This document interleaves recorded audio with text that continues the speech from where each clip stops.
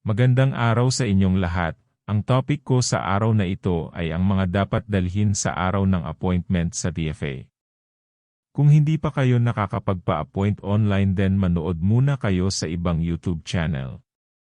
Kapag tapos na kayo magbayad online sa cash o maya o sa over-the-counter, makakatanggap kayo ng email mula sa DFA na successful na ang inyong payment. Ito ang halimbawa ng email ng successful payment. Makikita dito ang status, date and time, transaction number at payment method. Isa pa sa mga matatanggap niyong email ay ang pre-booking confirmation na naglalaman ng appointment code, site name at date and time. I-download ang email confirmation sa pamamagitan pagpindot ng print icon sa top right ng email at pindutin ang Save as PDF. Siguraduhin na ang size nito ay A4 dahil lahat ng ipapaprint ay dapat nasa A4 na size.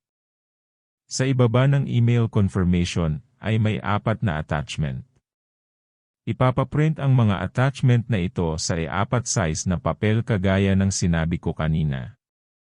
Ang nilalaman ng 4 na attachment ay reminders, application form, a receipt, feedback form, special power of attorney, at letter of authority. Gagamitin lamang ang letter of authority kung hindi kayo available para kunin ang inyong passport.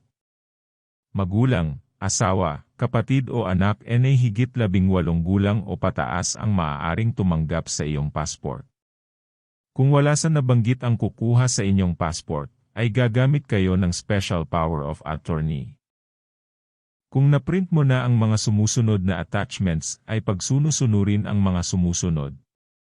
Una ang application form, sumunod 2 e-receipt, copy ng DFA, at copy ng applicant, sumunod ang original PSA birth certificate at isang photocopy. Kapag hindi mabasa ang PSA birth certificate ay kailangang magpakita ng local birth certificate o LCR Form 1A na makukuha sa munisipyo kung saan ka ipinanganak. Huwag kalimutan na magpa-photocopy dahil kukunin ito ng taga-DFA.